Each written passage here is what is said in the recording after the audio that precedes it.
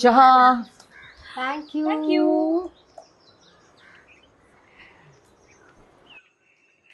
हे 8 महिने झालेत आपल्याला, काहीतरी करायला हवं. मीट अँड ग्रीट, हे कोलॅबरेशन. हा, पण कुणाला पाठवायच्या साड्या? असं कोणी जे आपल्या आयुष्यात व्हॅल्यू ऍड करतं, जे इम्पॉर्टंट आहे.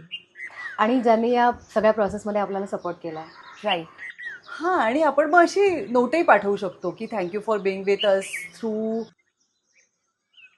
The bravest decisions of our lives. Thank you for motivating us. Thank you for being there always.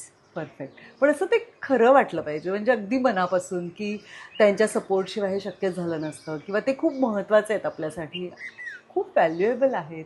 तर ते आहेत म्हणून आपण आहोत. राईट. असं काहीतरी.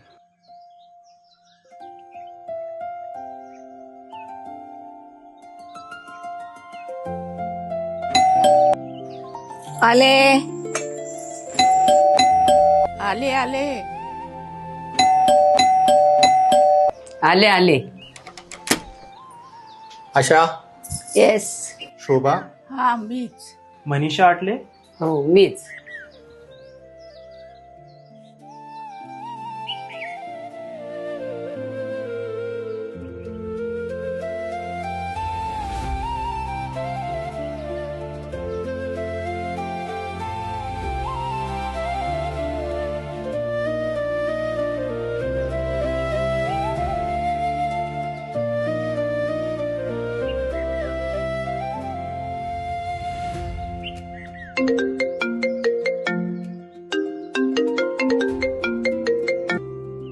हॅलो पल्लू, तुझं काहीतरी पार्सल आलंय. अगं माझं नाही, तुझंच आहे. रेडन ठुमकाला 8 महिने पूर्ण झाले ना, म्हणून तुझ्यासाठी पाठवलंय. Thank you for always being there. मी कधीच ग्रँटेड नाही धरणार तू माझ्यासाठी जे काही करतेस ते. Thank you. I love you. Love you बाळा.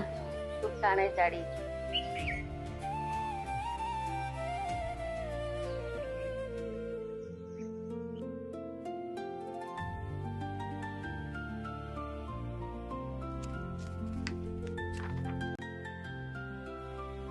आई, आज मी जी काही आहे त्यात तुझा अंश आहेच.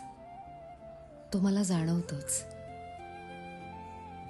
शाळेत जाताना तू धरलेला माझा हात अजूनही तुझ्या हातात आहे असंच वाटतं. अशीच राहा जवळ. गोड पापा.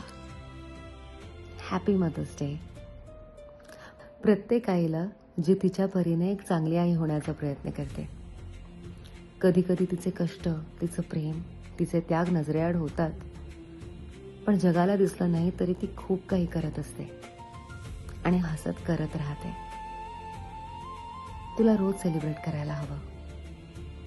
फक्त जगाने नाही, तू स्वतः सुद्धा.